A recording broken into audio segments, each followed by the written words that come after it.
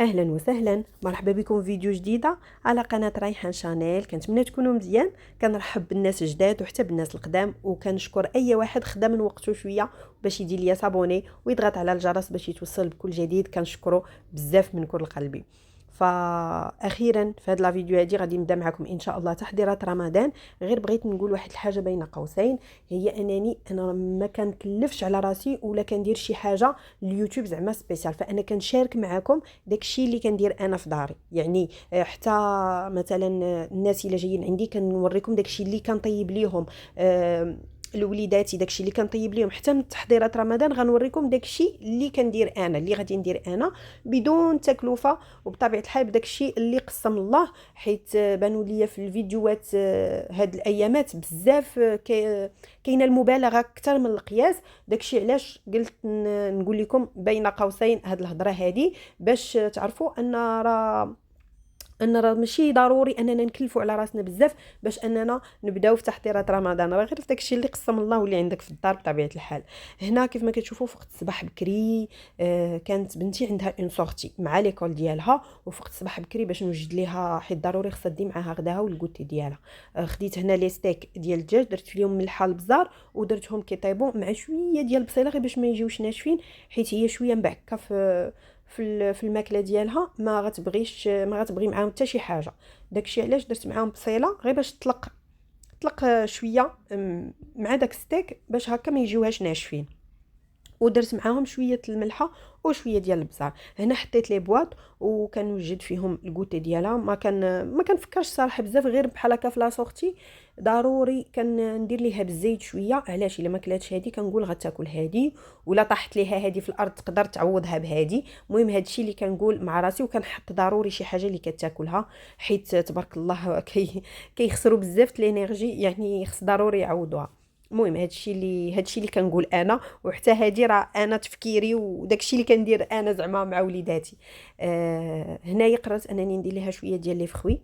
لي فخوي كنحاول انهم ما يخطاونيش من الدار. علاش؟ حيت كنعوض بهم السقاطه، هذيك السقاطه اللي كيبغيو الوليدات. انا بعدا شخصيا كيتعوضها ليا غير لي فخوي. يعني اوليو باش غنعطيها بسكوي كنعوضها لها بفريزه، اوليو باش غنعطيها بونبون كنعوضها لها بليمونه. ما كيعنيش انني ما كنعطيهمش شي الاخر، ضروري مره كياخذوا السقاطه، ولكن لي فخوي كيعوضوها. هنا قررت انني ندير ليها الفريز والليمون، ودرت ماكينه تمره وحده. صافي هنا الدجاج كان طاب ليا، كنحاول انني نقطعو طويل او ميم طون ما نخليهش صين باش تقدر انها ملي تعض تجبد معاه اللحيمه.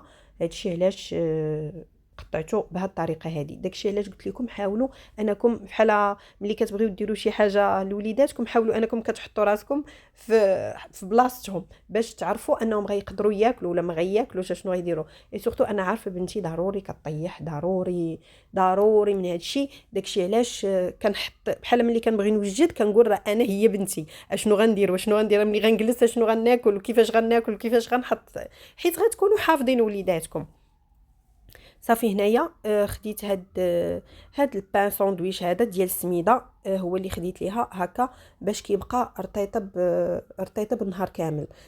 ديال القمح غادي يجيها ناشف، وديال الفورس غادي يبدا غير يتجبد ليها. ديال السميده كيبقى زوين وكيجي خفيف حتى في الماكله ديالو. هنايا درت ليها فرماجه سرحتها ليها، وصافي درت ليها هاد القطعات هكا ديال الدجاج. صراحه ملي سرحت ليهم شويه الزبده وديك البصيله، ما فتش ليهم الملحه والبزار، صراحه جاو رطيطين، غير هما غطيو عليهم داكشي علاش درتهم في هذاك الطاجين الصغيور. يا ربي ما تشوفوش ماما باش ما تفكروش، حيت هو ديال ماما.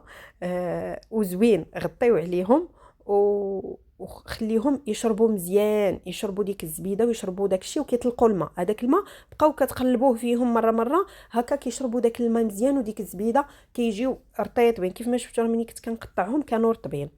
صافي وضعتهم في البواطه حتى هما لا بواط اللي فيها لي فخوي. هنايا نورمالمون هما قالوا الغدا والكوتي، انا هنا درت ليها لي فخوي زعما نورمالمون باش تاكلهم في الغدا. غير هي شوف، واخا انت كتقولي راه شوف هي امتى غادي تبغي تاكلهم. وقررت في الكوتي ندير لها هنا غير نص ديال الخبيز، غير شويه فيه الشوكولا، حيت هذا السيغ غادي تاكلو. درت لها فيه هنا غير الشوكولا. وهاد الشوكولا راه سبق ليا وشاركتها معكم، كناخذها من بيم. صراحه لوغو ديالها غزال. انا صدمني لوغو ديالها حيت كيوازي لوغو ديال نوتيلا. بالنسبه للناس اللي ما بقاوش كيشريو نوتيلا، فهذا لوغو ديالو غزال بزاف. حيت انا جربت شوكولا وحدين اخرين وما عجبونيش، كتجي لوغو ديالهم مجهد بزاف وكيقهم. ما كانت كتعجبني حتى شي حاجه اخرى من غير نوتيلا. ولكن ملي جربت هذه فريمون لوغو ديالها عجبني. فهنا تقريبا كملت. كنخلي لي بواط هكا، ما كنديرش لهم الغلاقه باش كنعرف انني اشنو حطيت واشنو ما حطيتش. سورتو لا سورتي كاينه تقريبا من 8 ونص حتى ل 6، يعني راه نهار تبارك الله ما شاء الله. هنايا صافي سديت البواطه ديال الساندويتش وديال لي فروي. هنا زدتها واحد لي كاب كيك زدتهم ليها وكاو. صافي وسديت لابواط. يعني هنايا عندها الكوتي وعندها حتى الغدا. هاد الشيء غادي نديرو في صاك، في صاك ديال اللانش بوكس هذا. انا ضروري كنفرق ليها الماكله على مثلا الساكادو اللي غتهز فيه شي حاجه، حيت بنتي كتبقى تقلب كترون الدنيا. داكشي علاش خليت ليها الغدا ديالها هنا دو كوتي باش ما تقربش ليه. وغادي ندير ليها ساكادو باش تحط فيه مثلا لا بوتاي دو، حيت هي غادي تبقى تشرب كل ساعه. هنايا درت ان ياغورت زدتو على هادشي.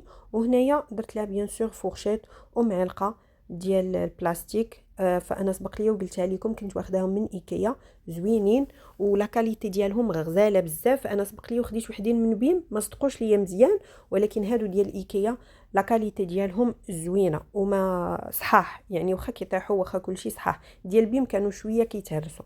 هنا درت لها دي بابي سيرفييت صافي باش هاد الصاك غادي نسدو. صافي الحمد لله كملته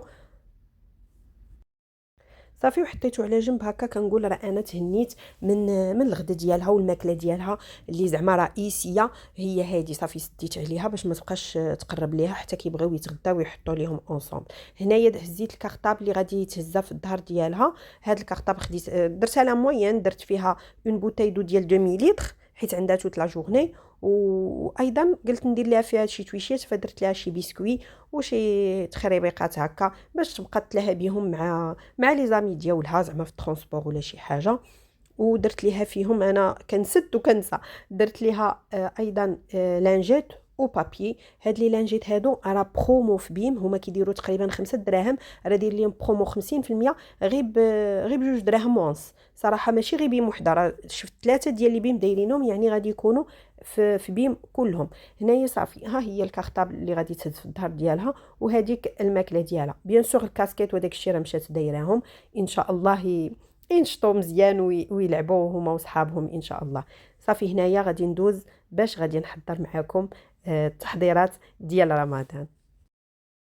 واول حاجه غادي نبدا بها هي لاصوص طوماط. فانا معروف عليا انني ما كنستعملش بعدا مطيشات الحك نهائيا، ما كندخلهاش للدار وما كنديرهاش لا في عدس لا في لوبيا لا حتى شي حاجه. وبالمناسبه انا ما كنشربش حريره وما كنديرهاش في رمضان، يعني ما عندي ما ندير بها. هادشي علاش وكنفضل تكون مطيشه حمراء على انني ندير مطيشات الحك. هنايا لي طوماط سوريز موجوده وبكثره، راه فيما مشيتي دابا كتلقيها تبارك الله حمراء. من الافضل تكون هاد طويله ماشي ديك الطبيبزه مطبزه.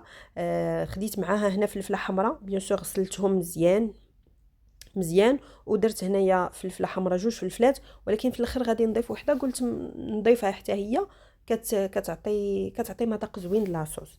المهم هنا كاينه واحد السيده صغيره كتعاونني واقفه حدايا. كيف قلت لكم خديت اللاطه وضعت فيها بابي كويسون ودرت فيها طوماط سوريز الفلفله ودرت هاد البصله خضاريه كتعطي واحد المذاق رائع وزوين. وكتجي مع هاد الصلصه ديال الطماطم كتجي معها زوينه. هنا ضفت واحد 4 ريوسه ديال الثومه وصافي. البصله خضاريه كما كتشوفوا درتها بالنبيبيته ديالها بالنباته ديالها التحتانيه. صافي ما كنضيف حتى شي حاجه، كناخذ غير شويه زويته وكندهن كلشي باش هذا الشيء يجينا ميدم ويجينا معلك، ما تجيناش لاصوص ناشفه. واخا في الاخر غادي تعاود طيب فوق البوطه وغنعاودو نضيفوا ليها زويته، ولكن في الاخر غادي نضيفوا غير زيت الزيتون. فهاد الشيء علاش في الاول كنضيف غير زويته عاديه. في الاول كنت كنضيف حتى في الاول زيت الزيتون، ولكن نضيفوا غير زويته عاديه. بارك علينا.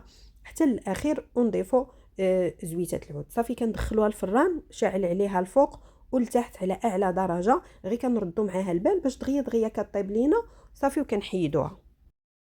كيف ما كتشوفوا هنا تقريبا راه قربت طيب. لي طوماط سوريز راه طابت هي والبصيله والثومه، باقي غير شويه الفلفله نقلبها.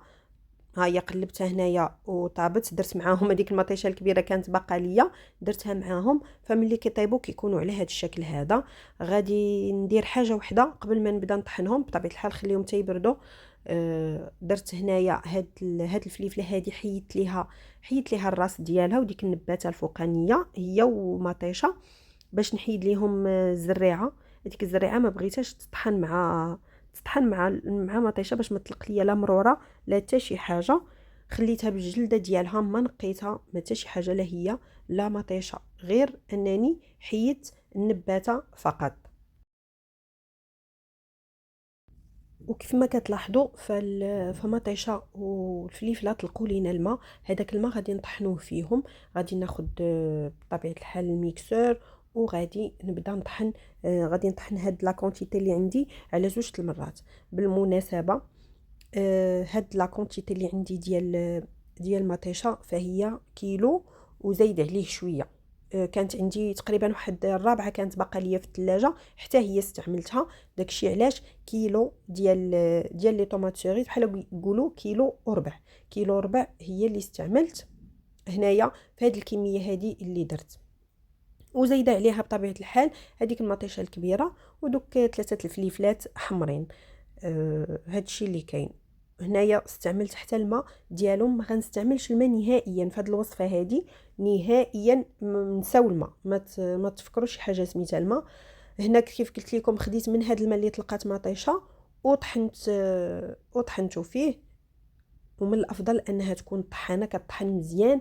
علاش؟ باش يطحنوا لكم حتى دوك القشره ديال المطيشه والجلوف ديال الفلفله ما يبقاوش لكم صاينين بزاف. واخا حنا غادي نصفيوها، ولكن قد ما طحنوا مزيان وما يبقاوش باينين قد ما احسن. فهانتوما غادي تشوفوا ملي غادي نطحن، الا ما صفيتيش ما غاديش يبانوا نهائيا انهم كاينين.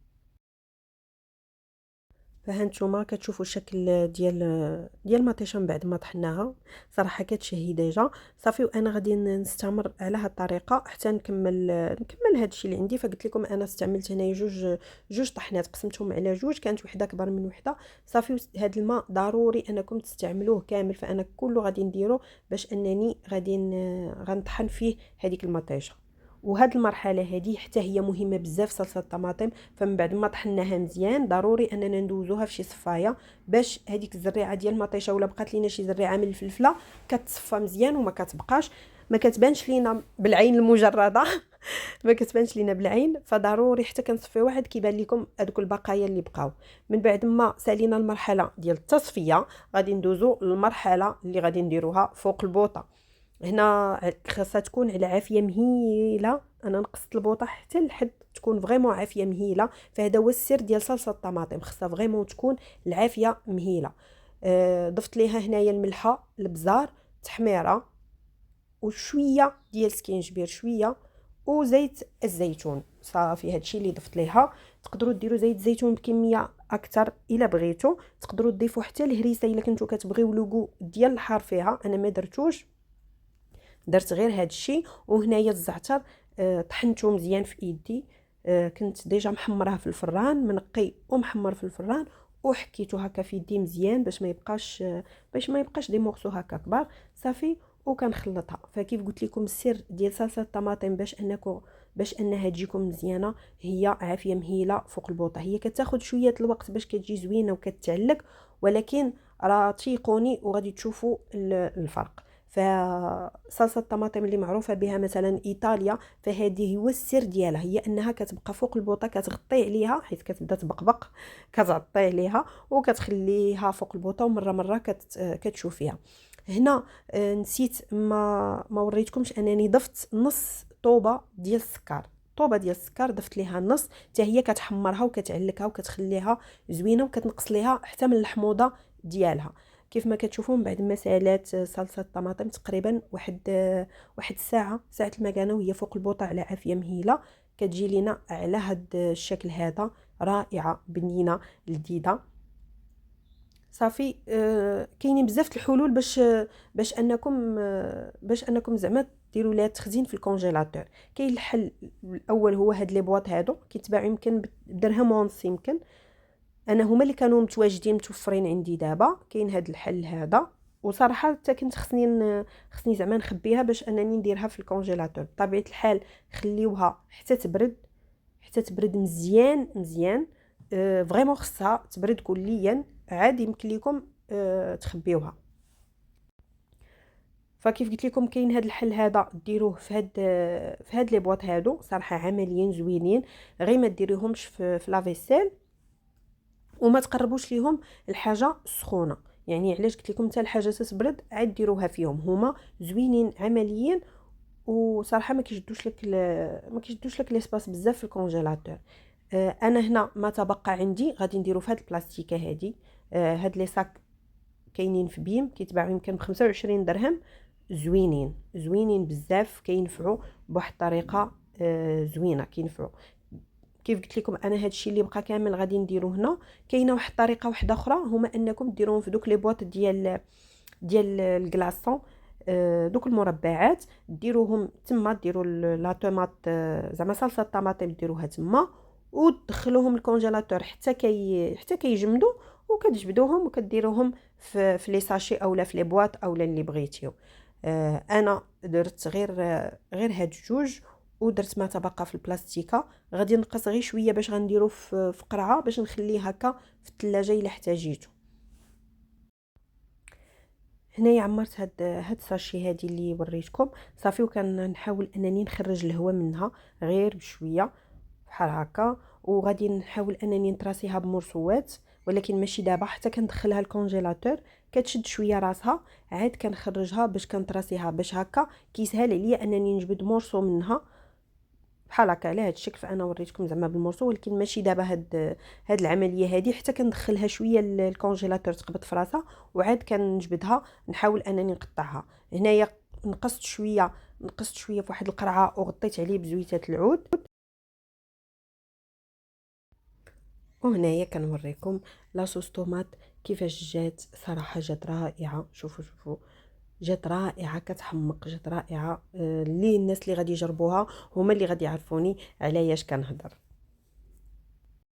ودابا غادي ندوزو باش غادي نحضروا المرافق ديال صلصه الطماطم. شنو هي؟ بيتزا، لاباط ديال بيتزا. فهنايا كيف ما شفتوا استعملت 3 ديال الزليف ديال الدقيق الابيض. درت هنايا تقريبا واحد 2 معالق كبار ديال الزبده، تكون نوعيه جيده. فانا ديجا استعملت معكم الزبده اللي كنستعمل، وريتكم الزبده اللي كنستعمل عفوا. وهنايا غادي نديروا تقريبا واحد نص كاس ديال زيت الزيتون حتى هو. هاد الوصفه هذه فهي بازيك، زعما ما فيهاش تعقيدات بزاف. استعملت الملحه، ودرت هنايا الزعتر، حكيته بين يديا هكا مزيان باش يعطي الريحه، حيت الا ما تحكش مزيان ما كيعطيش الريحه. هنايا ضفت واحد نص معلقه تقريبا او اكثر شويه ديال البزار. فصراحه كيبننها وكيعطيها واحد اللذه زوينه. صافي. وكتبداو تعجنوا فيها بالماء دافي. هنايا درت انا العجانه، تقدروا نتوما ديروا زعما اي حاجه بغيتو تعجنوها بيديكم ولا في الترموميكس اللي عنده شي حاجه يعجن بها. صراحه انا هاد لابارتي ديال العجينه هي لاطاش اللي ما كنحملش في الكوزينه، ما عرفتش علاش. بحال هكا. المهم هذه هي لاطاش اللي ما كنبغيهاش في الكوزينه، ولكن ضروري منها. صافي. هنايا غادي ناخذ الماء دافي وغادي نبدا نعجن فيها بشويه بشويه حتى كتجمع ليا، وغير كتبدا تعجن على هذا الشكل هذا. كناخذ خميره الخبز الفوريه. انا هنا كنستعمل الحبيبات، وهي اللي غادي نضيف، وغادي نخليها تبقى تعجن حتى نوريكم الشكل النهائي ديالها. غير هو خليوها خفيفه، ما تقلوهاش، انا كنخليها خفيفه بزاف باش تجيكم مفشفشه.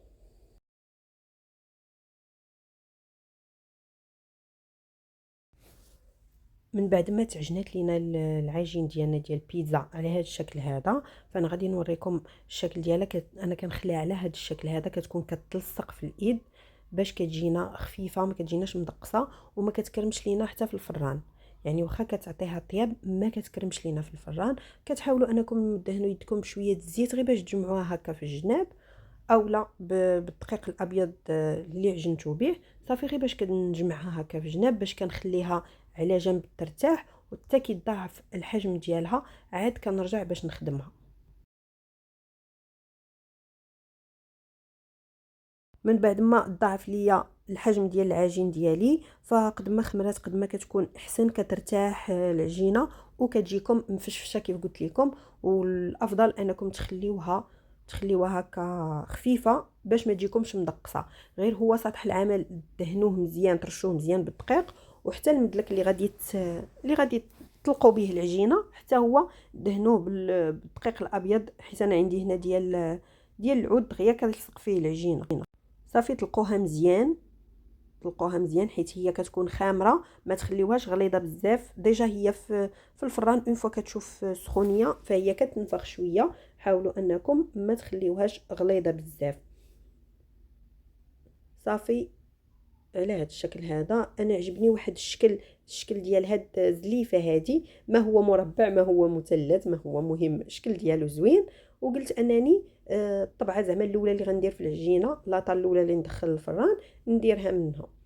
صافي غنبقى نستمر انا على هاد الطريقه، كنحل زعما العجينه وكندير لي تخاص. تقدروا ديروا الشكل اللي بغيتو، ديروه صغيور اكثر من هكا اولا ديروه كبير، مهم نتوما واللي بغيتو. وكتدخلوها الفران على درجه حراره تقريبا 200، كيكون ديجا الفران سخون بزاف. كندخلها غير كتصهد وكتجمع كتقبض في راسها صافي، وكنخرجها. وقبل ما تدخلوها الفران ما تنساوش انكم تقبوها بالفورشيط. وكيف ما كتشوفوا هنا قررت انني نكمل باقي العجين بمول يكون على شكل دائري. فكيف ما كتشوفوا من بعد ما كملت لا كونتيتي اللي عندي ديال العجين كامله كملتها على نفس الطريقه.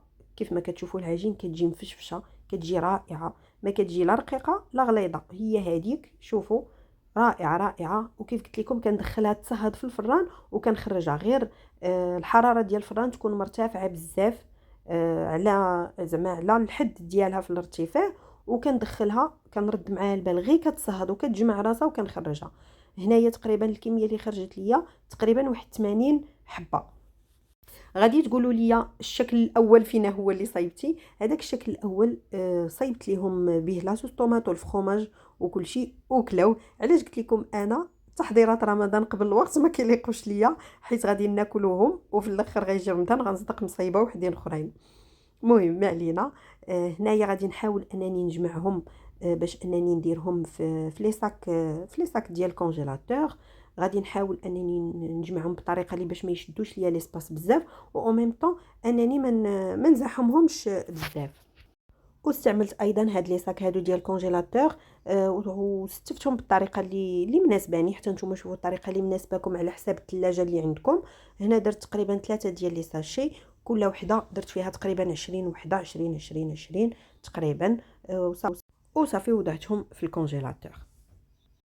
وهنايا قررت انني نشارك معكم البيتزا بلا بات لي صايبنا وبلا صوص طوماط لي صايبنا كيفاش غادي تجي. فهنا خديت لا بات ديالنا، فرشت ليها فرomاج بلون ناتور ديال الحك، هذاك ديال الحك الكبير. صراحه كيعطي واحد لوغو زوين البيتزا. جربوا هاد الطريقه وغادي تعجبكم بزاف. واخا تكونوا غديروها بلا صوص طوماط اولا بلا صوص بلونش اللي غديروها به، فرشوا ليها هاد الفرomاج هذا وجاوبوني لوغو ديالكم كيفاش غادي يتبدل ديال البيتزا. هنايا كيف قلت لكم كيف وريتكم فرشت ليها هاد الفرomاج هذا. غالبا انا البيتزا هي اللي كنخليها ديال الطون، الا درت بيان سور تشهيت شي بيتزا واحده اخرى كنديرها، ولكن غالبا الطون كنخلي البيتزا بالاخص الطون ولا داكشي المعلب كنفضل انني ما نديروش في الكونجيلاتور. هنايا كيف ما وريتكم الصلصه، شوفوا كيفاش كتجي معلكه غزاله.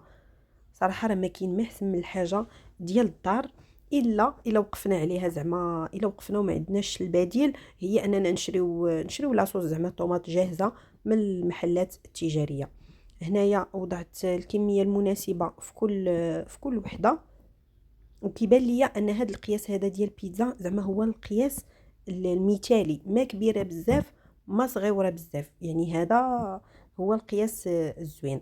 هنا وضعت كيف قلت لكم كميه ديال لاصوص طوماط، وضفت ايضا الطون، وفوق منه درت الفخوماج حمر محكوك. فليسونسيال هي بيتزا، هي لاباط عفوا، ولا صوص طوماط اللي كنا حنا ديجا مصايبينهم. هنا غادي نزين بنص زيتونه فوق الفخوماج حمر في كل وحده، وغادي نكون ديجا مسخنه الفران على درجه حراره تقريبا 200، كنشعل عليهم من الفوق شويه ومن التحت يتحمروا غير شي شويه وكنخرج. كيف ما كتشوفوا البيتزا ديالنا تقريبا ها هي وجدات، صراحه جات رائعه. انا من بعد ما حطيتها في الطبيسيل هكا، فضفت عليها شويه زويته بلديه كيف ما كتشوفوها في الطبسيل، ضفت عليها شويه زويته بلديه كتعطيها هذاك لابغيونس وكتزيدها مذاق زوين. بطبيعه الحال الا عندكم داك الزيت اللي مرقد فيه الثومه والاعشاب حتى هو كيجي زوين. صراحه شوفوا لي المنظر كيجي رائع. فانا ذقتها هنايا كتجي يا سلام. بغيت نوريكم غير التعليكه ديال الفرماج ولا بات من الداخل ولا صوص طوماط، كتجي رائعه رائعه بزاف. شوفوا ليا لاباط من الداخل ما كتجي لا مدقصه لا حتى شي حاجه، وكتجي رطبه ما كتقصاحش. كيف ما كتشوفوا راه من الشده غادي تبان لكم انها ما كتجيش قاصحه. وبهذا الشيء وبهذا المنظر كنقول لكم لا فيديو وصلت على النهايه ديالها. ما تنسونيش في لي لايك لي كومونتير، وكنتسنى التعليقات ديالكم الزوينين دائما، وكنقول لكم الى تحضيرات قادمه ان شاء الله.